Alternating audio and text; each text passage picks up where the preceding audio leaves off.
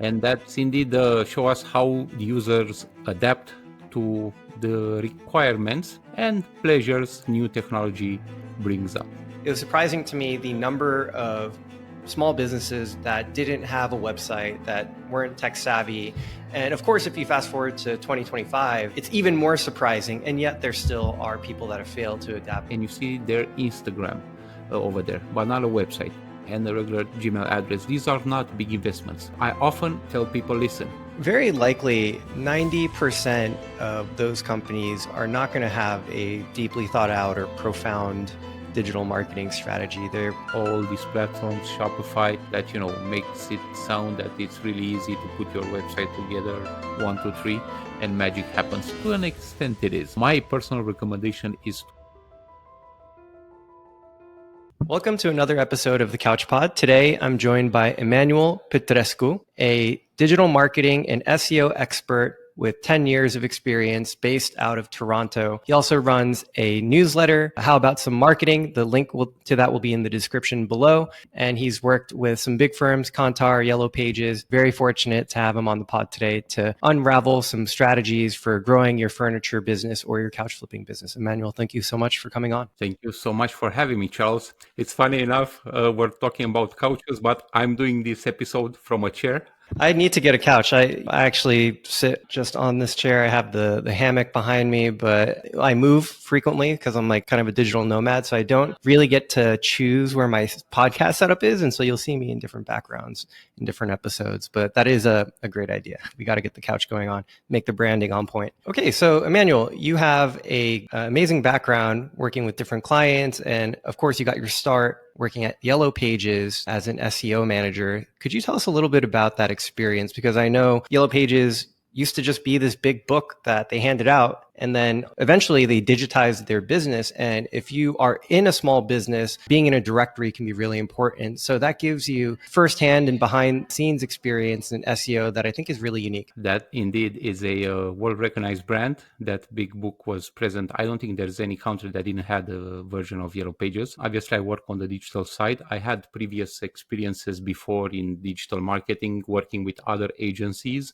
and I started off actually in traditional media, getting paid to watch television. That's how I like to joke, and then transition to digital marketing. But in SEO, I started off exclusively SEO, roughly about 5-6 years ago. And it was a great experience, a great place to learn and to understand the impact of SEO, especially on small to medium-sized businesses in terms of their location and so on. And as a fun fact, I believe that the big book is still going around, especially in Canada. I assume like the older generation, maybe they got used to having like physical medium they can page through. But in the US, it's kind of it's been on the way out for a while. Most likely, yes. And Canada has some remote places where it's easier to get mail than email. Interesting. Oh, cool. Well, now they have the satellite internet with Starlink and the AI stuff. So I imagine that won't. Things will change, for sure. Things will change. Some people get set in their ways, though. Like my grandmother is 86 years old, and so she does use Facebook. She doesn't really speak English, but she does use Facebook. I never thought I'd see the day because when I was growing up, we used to always have like these VHS tapes of like Cambodian TV shows. And even today, if you go to her house, like she still has those VHS tapes. But at 86 years old, she does she has a phone. She goes on Facebook. She likes my videos sometimes. So shout out to grandma. Shout out to grandma. And that's indeed show us how the users adapt to the requirements and pleasures new technology brings up. Absolutely. And I think users are actually faster to adopt new technologies and new interfaces, new experiences, oftentimes than businesses are. And this is something that I know intimately myself because I ran a marketing agency for about a period of 4 years, let's say from 2015 to 2019. And we were still working in that time period. It was surprising to me the number of small businesses that didn't have a website, that weren't tech savvy. And of course, if you fast forward to 2025, it's even more surprising. And yet there still are people that have failed to adapt to the digital age.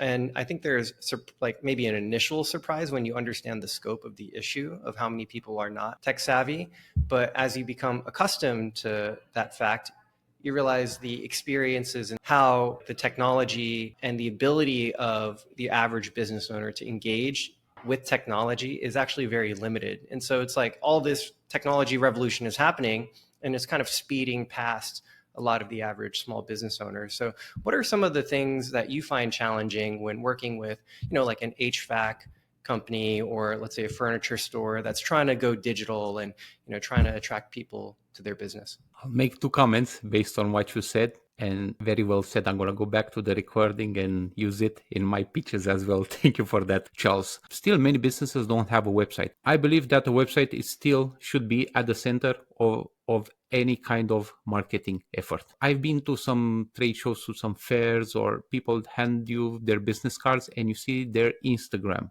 over there, but not a website and a regular Gmail address. These are not big investments. I often tell people, listen, 15 years ago, instead of giving me your website, you would have given me your MySpace. Would that still be accurate in 2025? Not really. In 2040, for example, 15 years from now, I believe the website will still be relevant. However, your Instagram account might not be around. So something that food for thought. Now, in terms of challenges that small businesses face, there's a lot going on, especially today. There's many things that a business owner needs to be aware of and needs to take care of in order to run their business properly. Fortunately or unfortunately, marketing is one of them. It's important for them to have a consultant that understands what they need, understands their market in terms of the industry they operate in, as well as the geographical location, because Canada is a big country where I'm from. Yet again, Vancouver and British Columbia is not Toronto and Ontario. Right now we have almost a meter of snow here in Toronto, and obviously you ask me HVAC examples, you deal with all kinds of other issues that a business can make money from than somebody in British Columbia, for example. So I would say that being aware of where you are and who your target audience is and their problems, and that's one of the things that having a digital marketing consultant partner can help with. Yeah, what I've seen, like, okay, let's say in Toronto there are 1,000 junk removal companies or 1,000 HVAC companies. Very likely 90% of those companies are not going to have a deeply thought out or profound digital marketing strategy. They've been in business for a while. They do some flyering. They get leads from something like an Angie's List or a Thumbtack, right? And they have very little control over their own lead flow, lead generation. They're reliant on third parties. And then let's say 10% or whatever percentage of businesses have really figured it out, and they have a fully functioning website. They are on top of Google My Business, so their local SEO is popping off. They're active on social channels. They have an SEO strategy. They're running Google Ads. That 10% of businesses is probably getting the majority of the opportunities that exist in HVAC or junk removal or whatever service business within that market. And I think it's because it's such a high barrier to entry for your average business owner to get really technology and marketing proficient, even though it seems easy, but it's really not, right? Lawyers, plumbers, roofers, any kind of trade business is becoming more and more competitive. Those 10% tend to be also the ones who have been in business for a while. They're not necessarily new. In markets like Toronto and all the major cities in North America, it's extremely competitive. It's not uncommon right now to bid for a keyword $80 and up, and if you're talking about lawyers, divorce lawyers and all those things can come at some astronomical sum. But indeed, they tend to get the majority of the businesses, because at the end of the day, in terms of Google, my background is in SEO, and I always tell my clients and the people I work with, listen, Google, what they want to do is show their users, the people who perform the queries, the best result possible for that specific query. So that's it. Google has only one function. They figure out how to make money out of that. But at the end of the day, they try to understand what the user wants, what's the intent behind that search, and serve him with that best possible result that Google might think it is. And it's our job, it's the business's job to make Google understand that they have that answer. essentially, right? And there's different types of queries. There's, let's say, something emergency plumbing. It's more of a local results ads, whereas something like a long tail keyword where there's a question involved, or the user is kind of like in a journey, or he's thinking maybe I should change my roof next summer. What kind of prices should I expect, set up my budget and stuff like that. So everything comes, regardless of how you put it, comes with an effort. So again, coming back to what you said about an older demographics, you'll see in the trade business also the ads, the people who appear in them are also from an older demographic. They all understand that that's where the people spend their time on right now, Facebook, Instagram, and they invest in it. And they made a significant effort to actually do all these things because, as you know, it takes a lot of effort to shoot even a 1-minute video. Hey, really quick before the podcast. Did you know Ivy Flip has created the best couch flipping app in the world? With our newest update, we have the fastest marketplace search times. This means you'll get to listings way before your competition. With Ivy Flip by your side, you can dominate your market. Not to mention, we also help with cross-listing and inventory management. If you're serious about your couch flipping business, you need this app. Try the app today and get a free trial. Just search Ivy Flip in the Google Play Store or iOS App Store, or click the link in the description now. Absolutely. I mean, I remember doing some campaigns for lawyers, campaigns for HVAC. I mean, we're talking $80 cost per click. Like you said, mesothelioma is kind of the meme keyword. I don't know if that's still very expensive. Back in the day, it was like, $400 cost per click for mesothelioma. So where there are pockets of opportunity and, people have figured out, if I build a funnel here and I pour money into it, more money comes out. Once they figure out that strategy, they ratchet it up. And it can be very difficult for someone who's just starting out with a modest budget to put in money and get a reasonable return, something that even allows them to get a foundation for getting data on what's working, what's not, so that they can, get to the next level. It's not an easy conversation that you're having as a consultant with a small business owner who's just starting out, and you need to tell him that he needs to think about at least $2,000 US or Canadian, doesn't matter, and up. So not just the minimum, but and up, because you need a good website, you need some good images, you need proper branding that costs money, you need a good content strategy. Somebody's gonna execute on that blog. There's time spent doing the research, competition, backlinks, keywords, locations, and so forth. There's a significant investment in paid advertising as well. So that's the reality of today's business. But that doesn't mean that I haven't seen great results with a fairly modest budget with a company that didn't have much history. So don't give up. The really interesting thing about couch flipping as a market, and in contrast to how a lot of other businesses get started, is it's extremely low barrier to entry. And it's low barrier to entry not only in terms of capital equipment or assets or things that you need to buy to get started. That requirement is obviously low because you can start with a single product, one couch, one trailer, one storage unit, even less, right? You could, if you have a truck, just throw it in your truck, rent a U-Haul, or you could just, flip out of a storage, like out of your garage. So the startup capital is very, very limited. But more importantly, and I think this is the underappreciated fact about why there is an opportunity to make money flipping, it's that you get to tap into people's attention for basically free. And if you've run any other business over the past few decades, right, you know that attention is the most precious commodity. And so as digital marketers, we're used to paying for radio ads or TV spots, flyers. You go to a business networking event, you're putting money into Google ads, SEO, Facebook ads. Every time you get someone's attention, that is valuable and that costs money typically. But in the case of a flipper, you take your product, you take some good photos, throw it up on Kijiji, Craigslist, Facebook Marketplace. And these marketplaces connect you to a consumer who is not just any consumer. It's like a guy that is near you that wants what you have. And how amazing is that? And people are able to scale 6-figure businesses just on the backs of these marketplaces. And I think the challenge that we're seeing in our audience is that once you build your business up to a certain point on the back of a marketplace, when you're used to getting attention for free, making this transition into paying for attention on a platform that you own and control is very difficult. right? Because they're used to like doing nothing, like not nothing, but they're used to like they publish on Marketplace, they get the attention. And for them to like put up a website, put their listings up on a website, and then drive traffic to that website and get performance out of that can feel very difficult.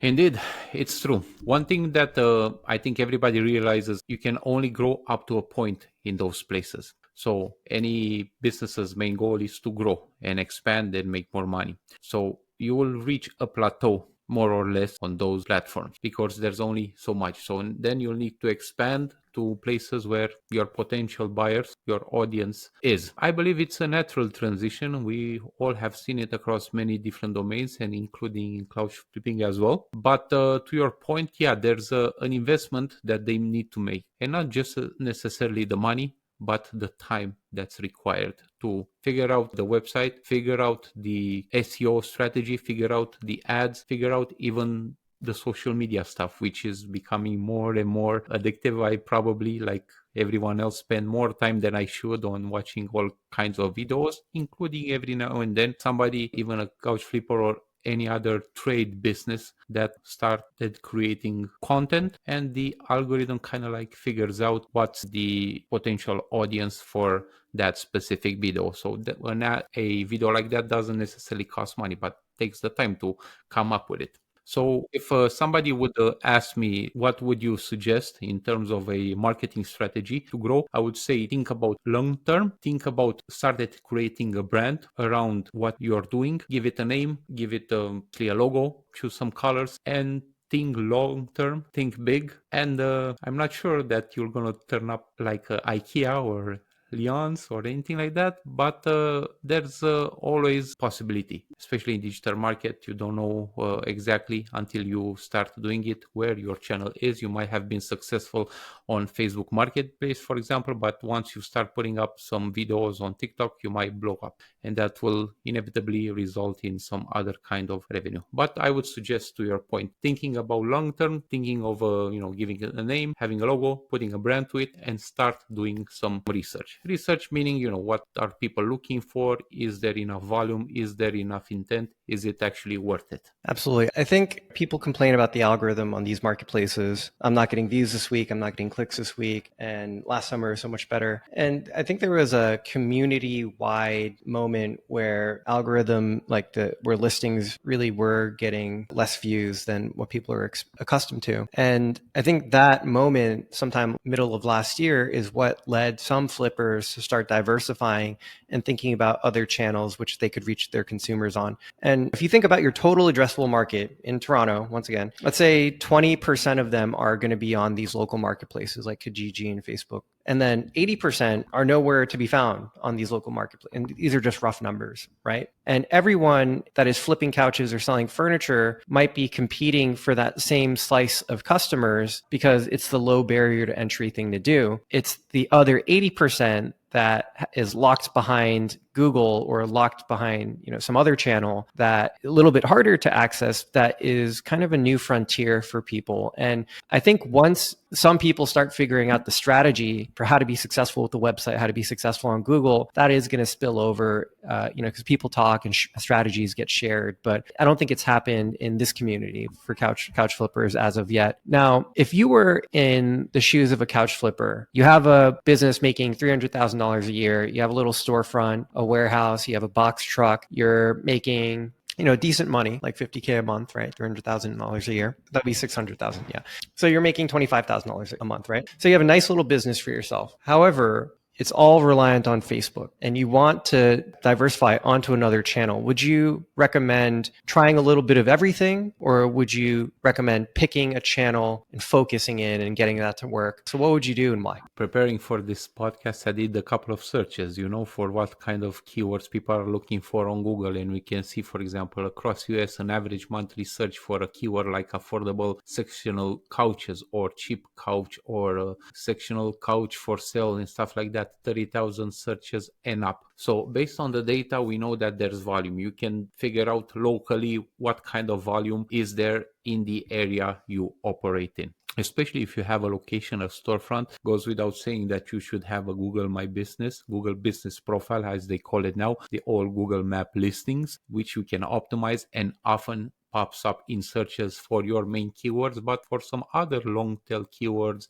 and queries that people use, because still today in 2025, around less than 20% of the daily searches are searches that were never done before, right? And these users see results. In terms of trying different things, there's this thing called the spaghetti technique, right? You throw a spaghetti out the wall, see what sticks, and double down on that. That's always something that you can try, but I believe in 2025 there's enough data to support any kind of decision that you want to make. So I can tell you from a search perspective that there's an intent and there's volume for that. So if you want to pursue a solid SEO campaign and paid ad strategy for Google, there's an opportunity there, and it might be even bigger than whatever one channel you're on right now. And there's always the saying that you don't want to put all your eggs in one basket. They can always, and Facebook did this many times, flip something in the algorithm and completely wash you out. I've also noticed that some big brands actually have gone through marketplace and they act and they promote their products as a small business would, because it's successful. But I would say if they're looking to expand, look at the data. Again, somebody in the field will be able to tell you, if there's a volume, there's intent, and if there's opportunity in there. In search, for example, I just give you an example so we know there is. I'm pretty sure that on social there's something similar. And again, you want to think long term and start building that brand, because as I said in the beginning, in 15 years from now, there's a high chance that your website would still be around, whereas your Instagram or TikTok account might not be. And there's value in tradition. And I bought my couch brand new around 7 years ago, and I'm not decided yet to get a new one, but I'm started thinking of it. When the moment comes, who would I go to? Maybe it's the guy that I keep seeing for the past couple of years, popping up in my feed, talking about couches, talking about discounts, talking about opportunities, educating me about the difference between a leather couch and some other type of material, or for a big living room, what's the best type of couch, and any kind of conversation that you might have in regards to that. And to be honest, if somebody has done this for a while, they already have the first party data, because they've talked to the customers, they've mostly been in their houses, taking the couch out, or sometimes even putting it in, so they kind of like understand and get some anecdotal feedback and experience that they can use once they try to step up. I think you made a great point, and that generally I think this is what's cool about couch flipping. It's like I've had one of the couch flippers that's been in the business the longest come on the pod and remark that couch flipping is kind of like running a lemonade stand, for better or for worse. And it's not to belittle the business model at all. I think it's an amazing thing that, there's an opportunity in the United States and Canada for people who want to work hard to apply their, thoughtfulness, their time and their energy, and be able to provide a decent living for themselves, their families, on their own terms. But it's a simple business. So getting started listing products on Facebook Marketplace, pretty simple. And if you know what you're doing, actually, it turns out there's a playbook for SEO as well. And that playbook is much better understood than, let's say, the playbook for making a social media account go viral. And that's because at the end of the day, Google is like search engine optimization is a technical activity. Google is a technical product. To your point, they're trying to match users when they search for something to information that is most relevant to their query. And your website has to be engineered in such a way that Google understands what content is on those pages so that it can serve that information to the person who is searching. And then Google is also looking for signals that information is relevant. If you understand that formula and you understand what the algorithm is looking for, then you can play that game. And so it's well understood. You can predict with probably a high degree of success, if you were to execute a campaign correctly, here are the kinds of results that I could expect. The problem is, if you've never done SEO before, it's a lot to swallow, right? It can be very challenging. It can be very complex. So first, I want to break this up into two questions. For someone starting out, trying to get leverage from organic search, how would you help them optimize for GMB, Google My Business, and like the local search queries there? And how would you recommend that they get started with a general SEO strategy? Very solid questions. Thank you for those. I often tell people, because you say learn the SEO, I often tell people, do you do your taxes yourself or do you hire a tax specialist to help you with those? It's kind of like the same thing. If you do a quick search on Google about SEO, you'll find many results on about learning SEO and doing it yourself and all those things, which is misleading a little bit, because SEO is more than just one thing, and it's unrealistic to think that by doing a 2-hour or 4-hour course you'll be able to rank in a highly competitive domain against some big players. That means that that doesn't mean that you should be discouraged, and I highly recommend any business owner that I work to be aware and to have an understanding of the principles and what's important. All the campaigns that I worked on, the most successful campaigns, had the business owner engaged, because he also had that first party data that it can take some time, for the research to show up. Now, to answer your question about Google Business Profile and local, there's this thing called local SEO, which is a branch of SEO that's focused highly on local businesses and the local results. There's no secret anymore that if I search something right now from Toronto, I'll see different results than somebody who's searching from British Columbia, from Vancouver, or from Nova Scotia, New York, or any other city, right? Because it's highly localized. And there are many directories, including Yellow Pages, but many other directories that don't require much to register with, aka for free. So doing the effort of registering over there can give, including Google, that signal that, at that address, operating it that in that region, there's a business that offers these services. So the more you have, the more signal for Google to pick up on. Some say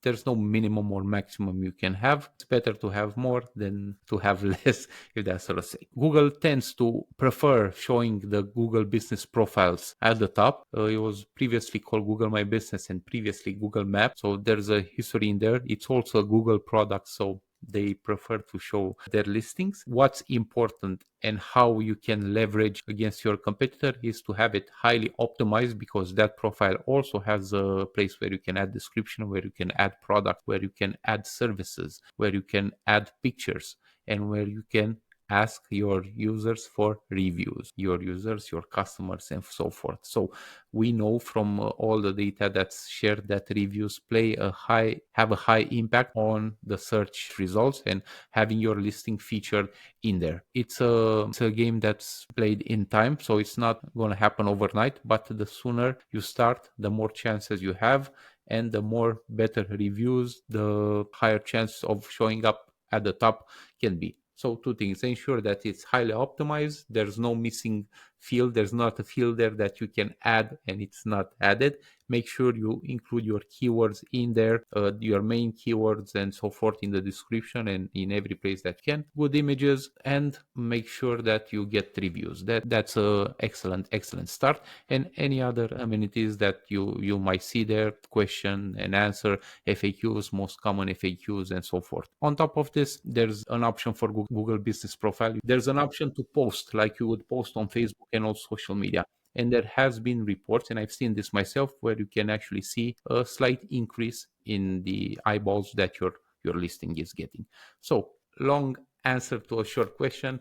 Let me see. Ensure that your Google Business Profile is optimized. Ensure you have nice pictures, you have your keywords in there, you have all the fields filled out, and get as many good, positive, and real reviews you can get. Absolutely. Great, thorough answer. And I think for the average flipper who has just moved into a storefront, they have a business address, they can claim their GMB, their Google profile. It's kind of the low-hanging fruit, right? And the reason I say that is compared to popping up a website and putting out content and making sure that you're following SEO best practices, they give you a much simpler and easier interface for being able to be successful with local SEO. You don't have to know how to code. You don't need to do anything technical. In fact, it's an interface that the average flipper is very accustomed to because it's similar to interacting with local marketplace like Facebook, etc. So that seems like a great first start. And the advice here seems to be do the basics, right?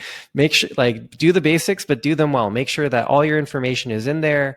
Add photos, solicit reviews, be consistent with that activity over time, it's going to pay dividends. But as you and I both know, of the overall opportunity that there is with SEO, only a portion of that is going to be accessible with just a Google My Business profile. If you want to tap into the whole opportunity, you need a website, you need an SEO strategy proper. So what advice do you have for someone if they're getting started on that domain? I know many great SEOs and digital marketers who started off in a different business. They learned the website and the SEO part. They weren't successful at their business, but they went and had success consulting in digital marketing. It's an interesting game and it's a decision that the business owner will need to make. If you go in the subway right now, I've seen ads from GoDaddy, Squarespace, Wix, and all these platforms, Shopify, that makes it sound that it's really easy to put your website together,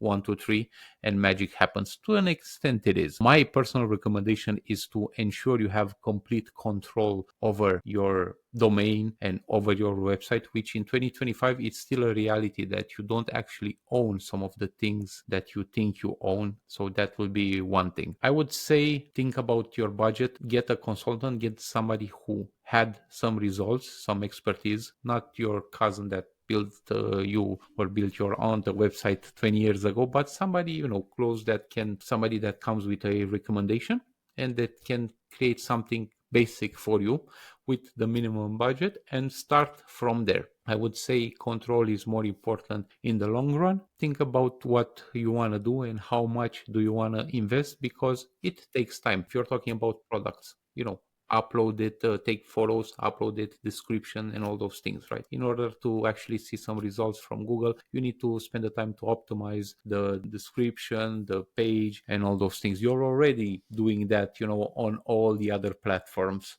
like the marketplaces where you upload it. So it depends on what you want to do. I would say start and have a conversation with a consultant and figure out what's the best for you and where are you most comfortable to hire somebody or to do them yourself. Absolutely. And what would you recommend Flipper use as their domain registrar? Where should they buy their domain? Where should they park it?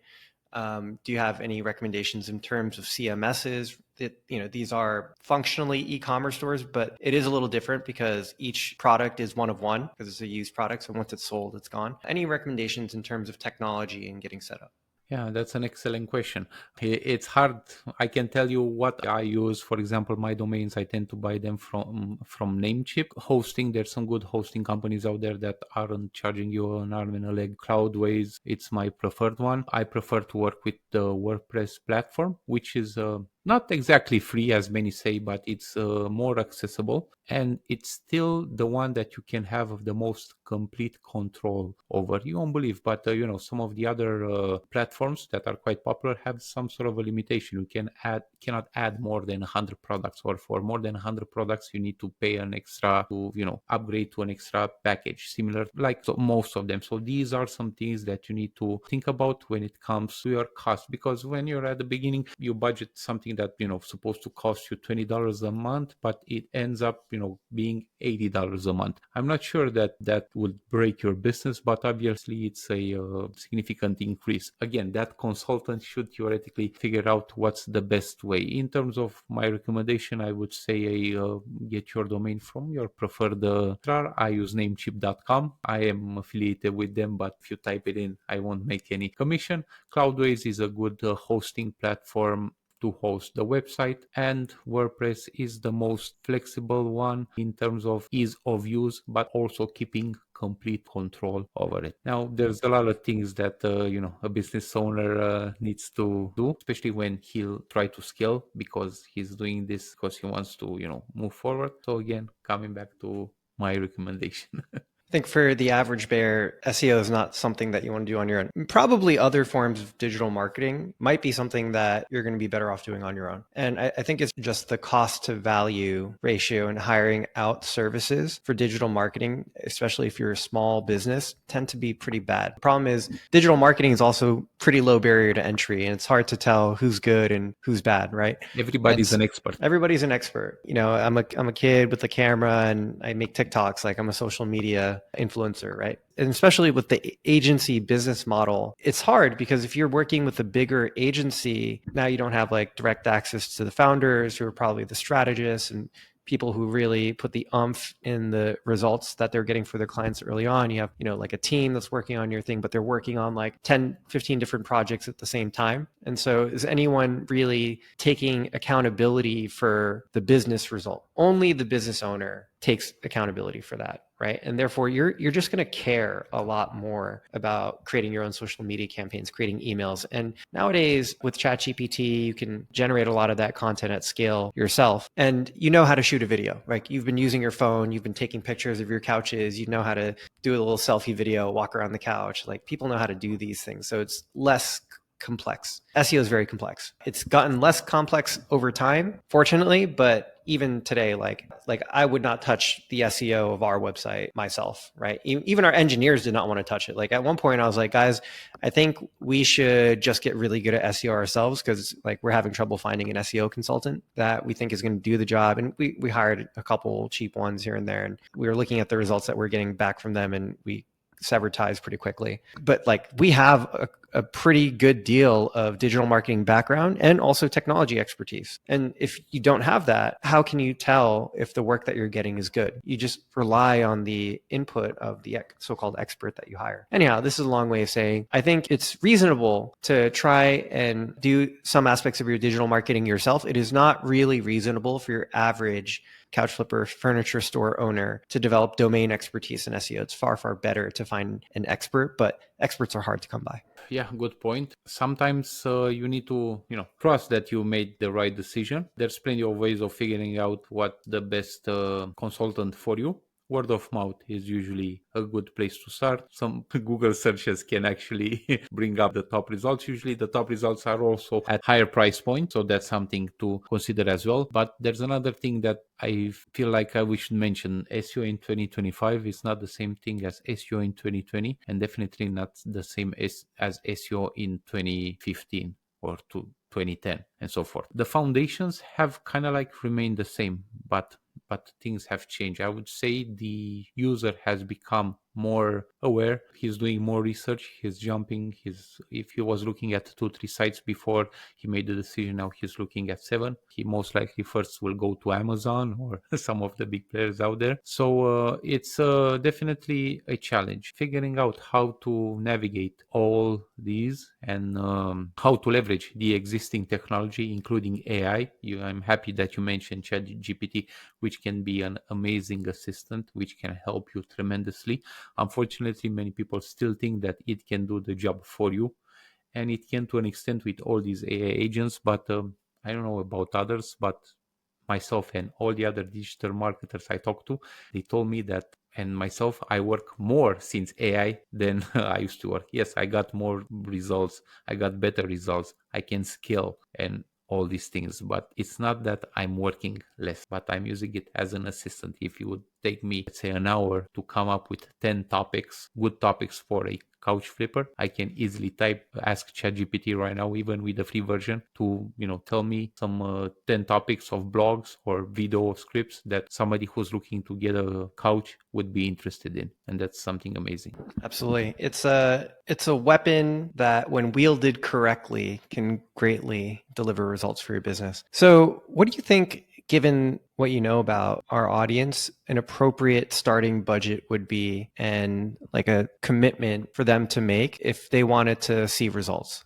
We tell everyone in SEO that you'll start seeing results after a couple of months, and they don't happen overnight. It's fair to say 6 months to a year. If you're talking simply with SEO, I would say $1,000 a month and up. And that's a reality, including the website, including the hosting, including some of the research, whatever fee you pay to your consultant and all that. But on average, it starts from there and up. Again, it depends. A honest digital marketer will tell you that, maybe you should invest first more into paid advertising or paid campaign on social media, which can bring you more results than, creating a content strategy of 20 blogs and 10 pages that will take some time and some other money to develop. But I would say an average of that. And one thing I wanted to mention, I didn't, in terms of the domain. I'm going to make a side note here. Although Google will tell you that exact match domain don't make a difference, there's evidence, and you see all over the internet. And I know this for sure, that having an exact match domain, something like, couch for sale or second house, or, red couches or something like that, that you're really specialized in, red couches for you, stuff like that, can have a positive impact.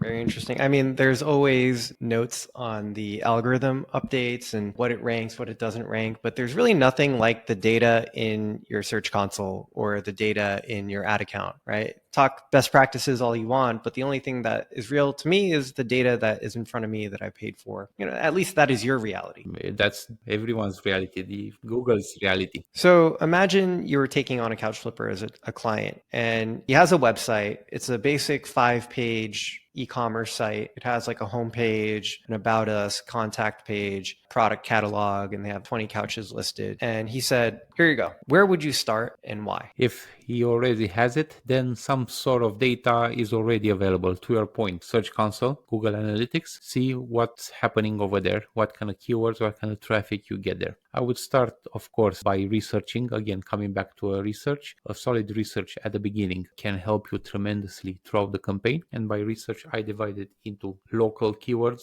industry keywords, competitors, who are they, why are they ranking, realistically how much you should invest. It gives you an expectation. You can look at backlinks, for example. There's something we didn't discuss, but backlinks can move the needle faster than anything else. But again, backlinks can be expensive, and it's a really hard conversation to have with the business, or telling him that, listen, you need to get some backlinks that cost this much theoretically, and this will do what exactly. It's really hard conversation. This will help you, but you don't see the results right away. Whereas if you invest $200-300 in ads, you might see some results in a couple of days. I would look at the competitors, I would look at the industry, I would look at the location, and start building a solid content strategy as well. I would include obviously the local back, ensuring that his listings he has listings on all the major platforms. Those listings, you add your website, again, it's a signal as well for Google to solidify your presence in that area. Looking at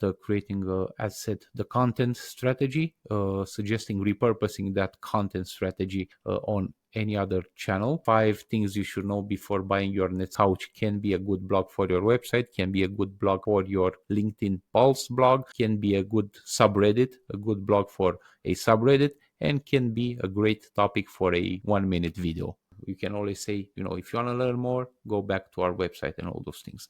So I would consider, creating the content strategy, repurposing it, and if there's budget, do PR, do guest posts on other websites, to enhance your reputation and solidify yourself as the expert in the field. So that would be my approach, perhaps too enterprise-like for a small business, but the reality is that's where everyone's going. That's what we see in the results as well. So if you don't have that approach, that like a big company would operate, you won't see the results. Right. Well, you can cut corners, but it pays to have a solid foundation. And, there's a reason why good marketers have a process, right? And oftentimes you want to get straight to the answers, get straight to the results, but you have to do some digging to figure out how that's going to work for your business. It's a different story, of course, if you're more specialized and, let's say, you specifically had worked with like dozens of clients in the same space, and you're going to see a lot of the same patterns emerge, and that's going to accelerate the learning, but arguably you get to the same place in about the same amount of time.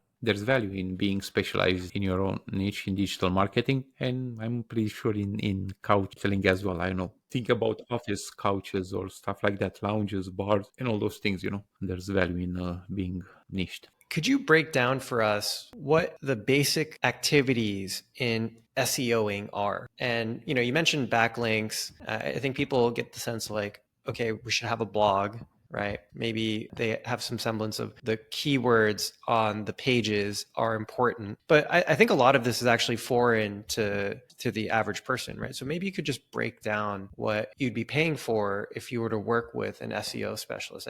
I think that deserves some demystification. Fair question. You mentioned Search Console previously. I'm not sure how many business owners know what the Search Console is, or even if they have linked it to their website, which many don't. Sometimes I go in, they've been in business for a while, they got a lot of organic traffic, rankings, and I set up Google Search Console, and after a couple day or two, I start seeing stuff, and it's amazing, and they never had a look at this. So, for example, Search Console is a portal from Google. It's the only way you can kind of like see. It's some sort of a tool. I don't call it necessarily a tool, but it's a way for you to see how Google understands your website, and it's from Google. It has its own errors. Many times it can create confusion, but it's a good thing to have. I often describe SEO as a three-legged stool. Its legs not always being equal, but those three legs are the website, UX, UI, and the technicals. So ensuring your website is in good shape when it comes to the technical aspect. And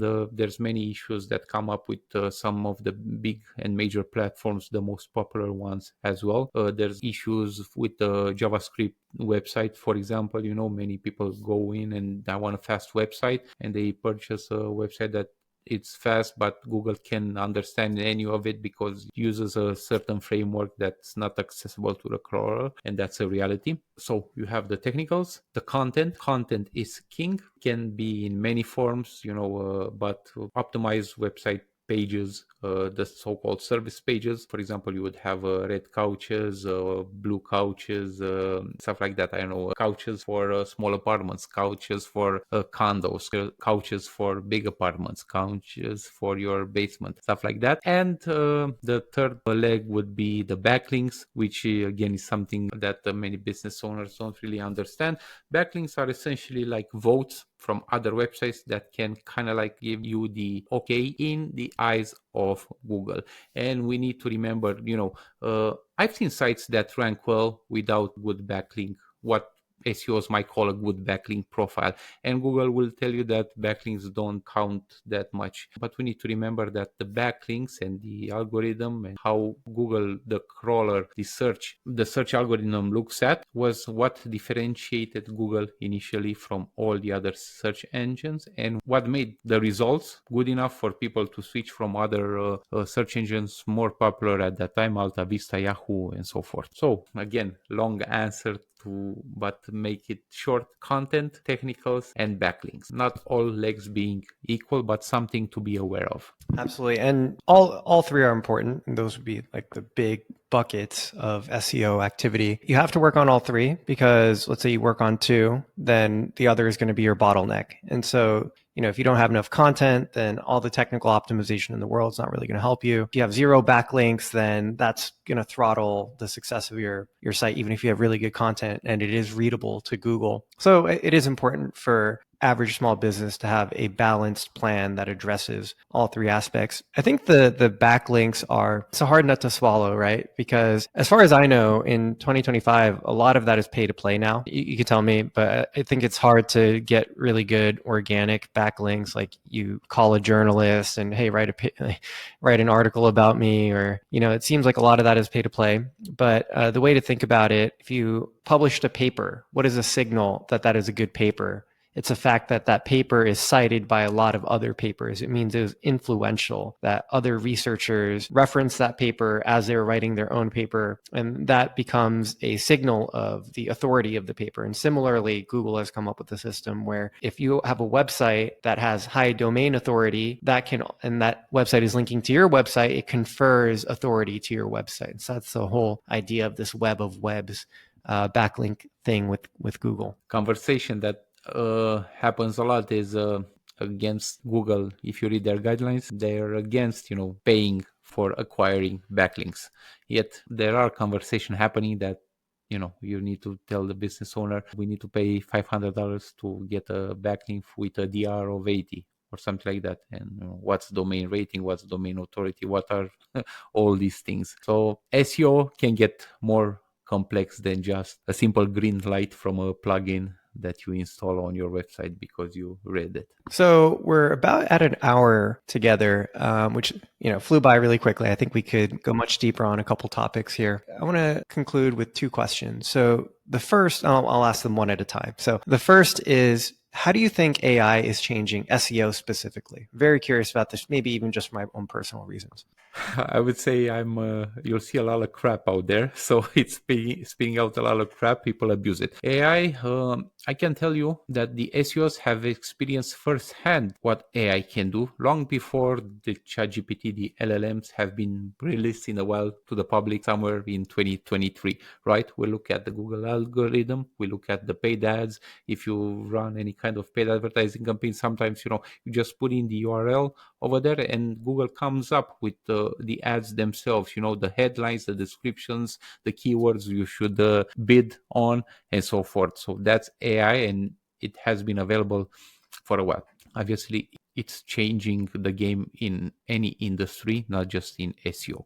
How it impacts SEO, as said, for me, I'm able to scale and accelerate any kind of activity I've been doing before. I'm just going to give you an example. Keyword research. Before I was doing keyword research, I was exporting them. I was using all kinds of filters in Excel, had some templates and do all these things or different tools to cluster them together based on intent, based on volume and all those things. That could take me even half a day. Right now, I can easily say I can do that in a couple of not 5 minutes, but 15 to 20 minutes, to get a chunk of data and ask it tends to be personalized, to go through it, filter what's relevant, give me a cluster for this and so forth. So I think that it can accelerate whatever you do.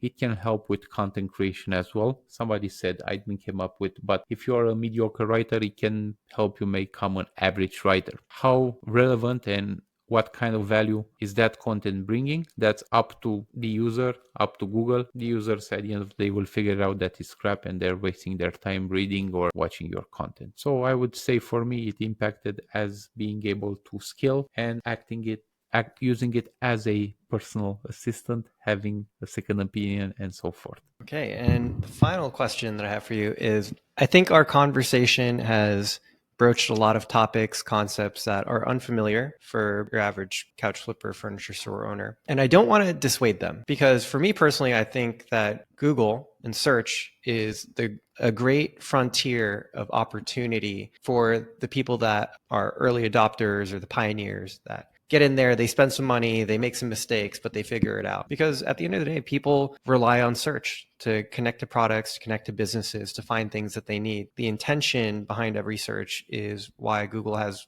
like the largest ad business in the world, right? There's value there. What would you say to someone who's like, they've been listening along and they're interested, they're curious, but they're confused, right? Like, is there a North Star here? Is there some hope that you could give them that this is going to be an effective thing for them to pursue? It is, because every effort is rewarded. It has been and it will be. Though it can get overwhelming, but don't take it one step at a time. Do it as you are comfortable in terms of investing the time and the budget in it, and find somebody that you can trust, and that's it. I would say you don't need to know SEO. You just need to know a couple of basic things. Have a partner that you can trust, and work with him to achieve the best possible results. Absolutely. As mentioned, we probably don't want to be doing the SEO on your own, but hopefully this conversation has shed some light on things to look out for, basic approaches in terms of process and strategy, and this will help them find that right partner who can take them on their SEO journey. Emmanuel, thank you so much for coming on this episode of the Couch Pod. You brought tremendous value to our audience. I look forward to having more conversations with you in the future. It's a pleasure and a privilege. Thank you so much for having me, and thank you to your audience